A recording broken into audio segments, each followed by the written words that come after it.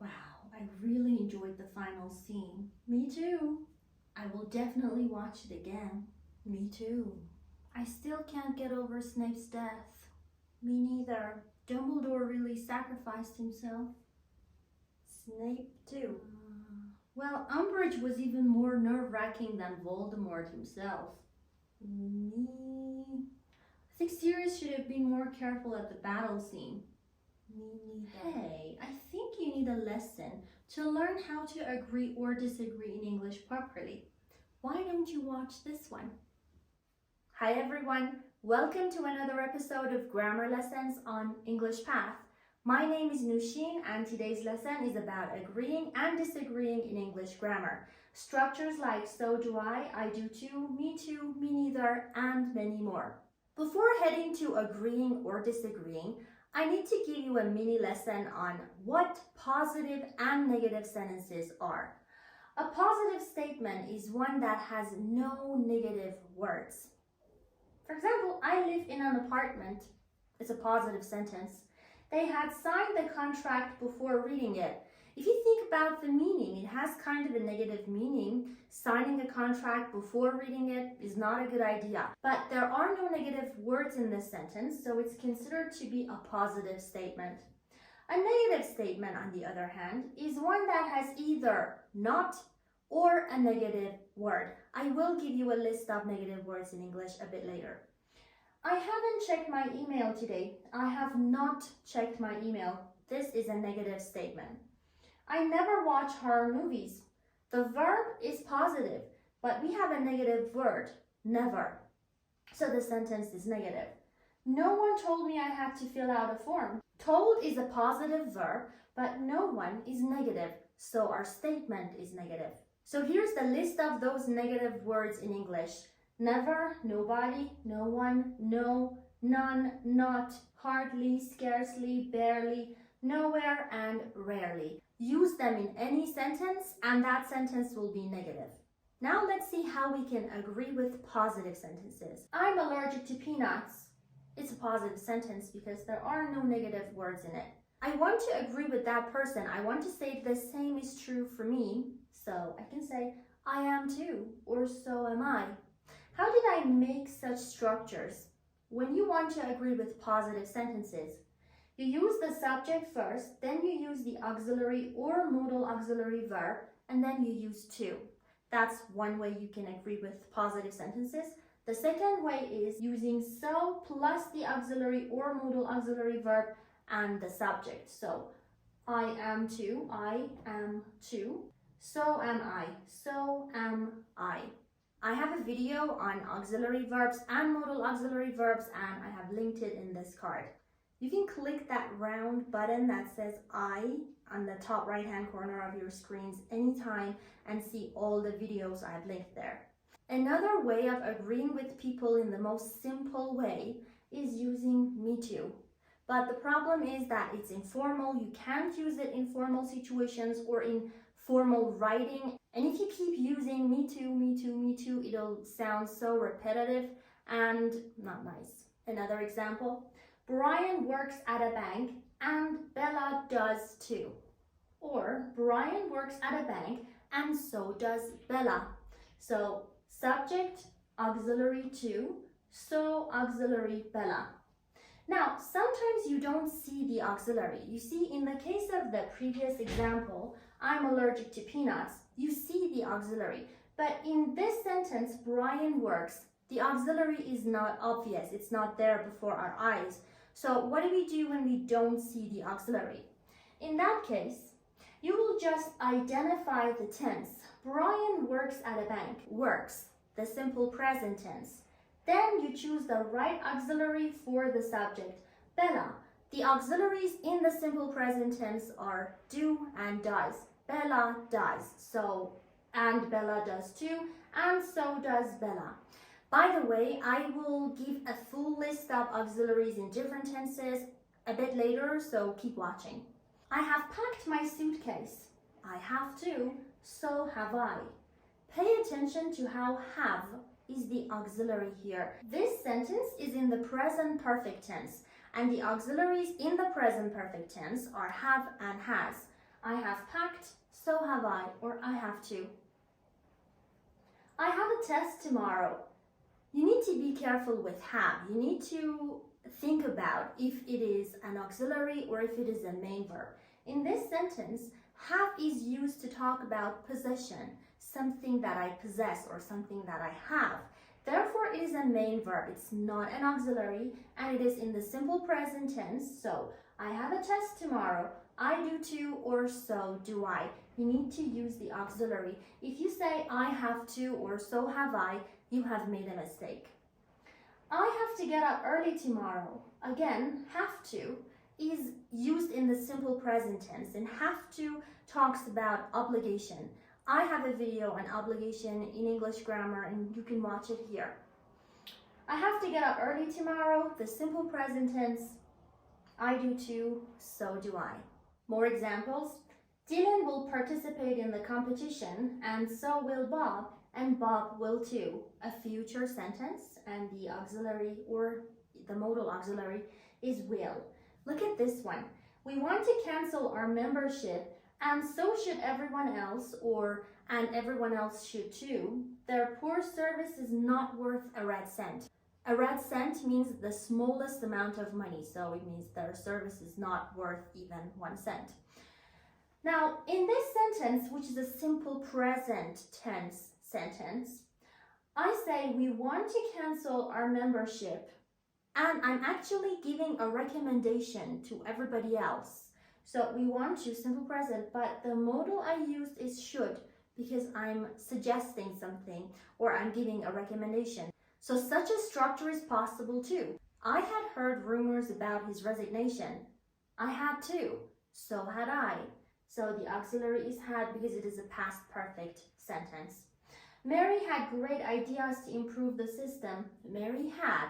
It's talking about something Mary possessed. So it's the simple past tense, and the auxiliary in the simple past tense is did. John did too, or so did John. How to agree with negative sentences.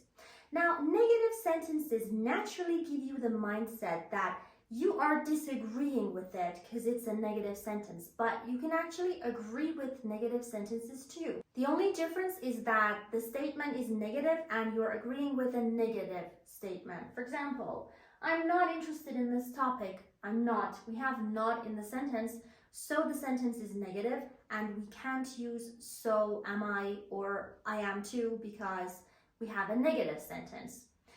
I'm not either, neither am I. So the options you have are subject, auxiliary, or modal, not either. When you use either, the auxiliary or modal has to be negative.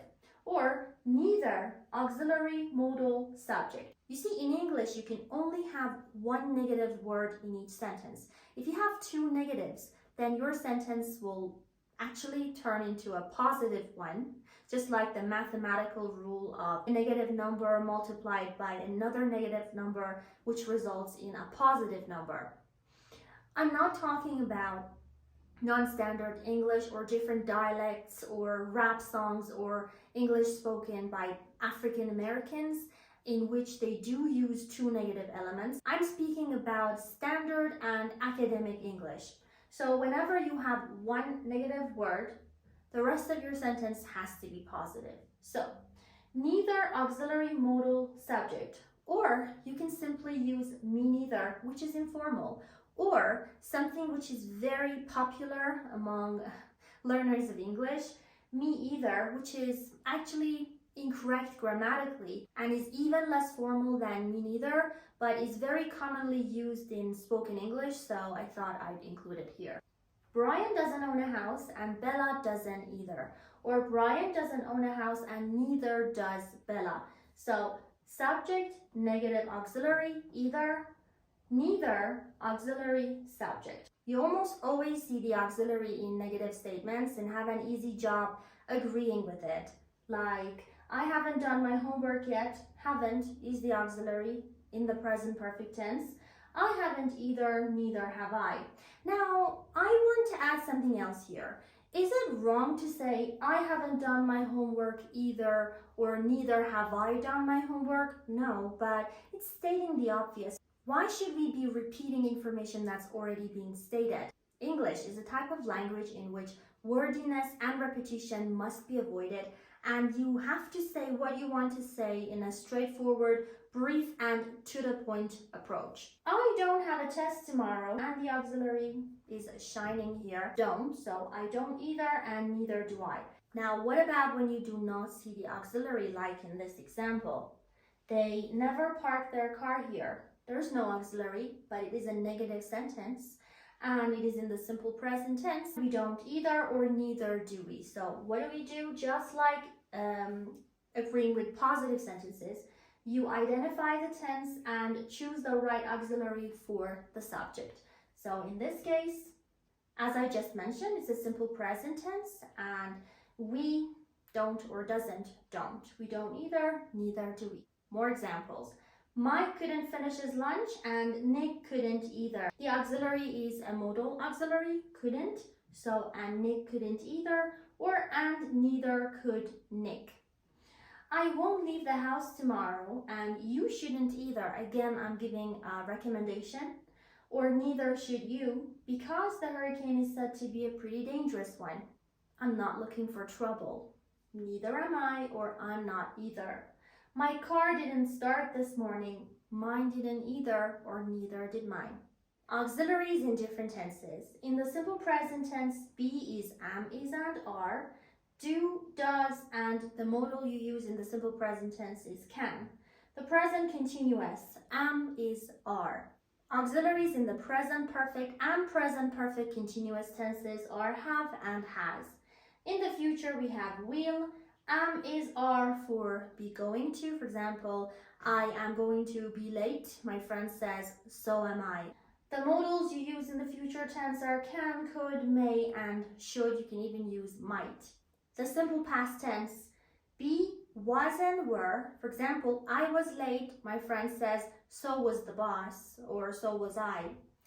Did and modals. The modal you use is could.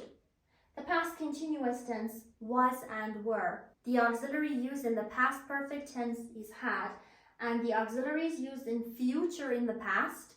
I have a video on the future in the past tense, and you can watch it here in this card. Would and was or were when you are using be going to. For example, when I was a little girl, I always thought I was going to be an astronaut. We obviously don't always see eye to eye with people, which means we don't always agree with them when we're having conversations. So how do we disagree with them? If you want to use short additions like so do I, you have two options. If you have a positive statement, you use a comma, then but, subject, auxiliary, or modal not. Negative statement, but, subject, auxiliary, modal. For example, I'm not interested in chemistry, but I am. In conversation, you can even drop but and say, I am. This dress is on sale, but the jacket isn't. It won't rain today, but it will tomorrow. I'm tired, but I will work a bit more. So this is a case in which you don't disagree using a short addition.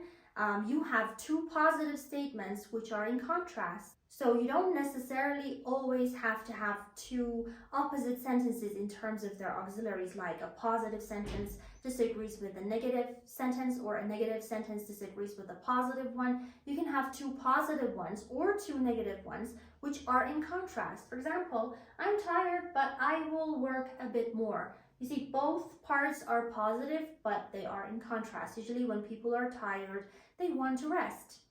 Are using so, to, neither, either the only ways to agree with people? Of course not. There are more ways to agree or disagree in conversation. You can use same here. That's right. Absolutely. You're right. I totally agree. Exactly. Yes, I agree.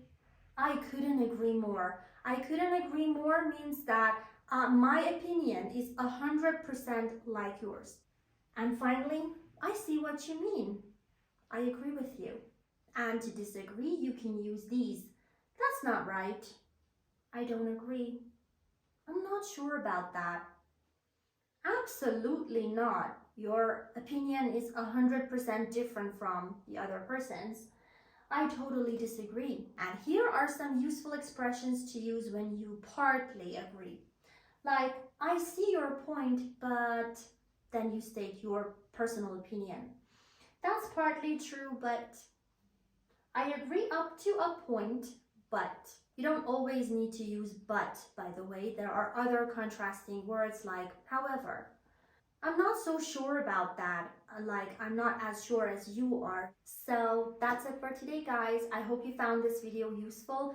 If you did, please don't forget to hit the like button and also to subscribe to my channel.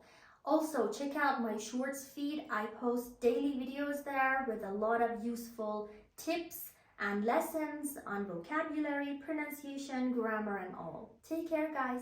See ya. Okay, lesson learned? Yep, let's go. Wow, I really enjoyed the final scene. So did I. I will definitely watch it again. Same here. I still can't get over Snape's death. Neither can I. Dumbledore sacrificed himself. So did Snape. I mean, I got absolutely emotional. Umbridge was even more nerve-wracking than Voldemort himself. Oh, I couldn't agree more. I think Sirius should have been more careful at the battle scene. I'm not so sure about that. I mean, he couldn't help it when Harry was the spitting image of James.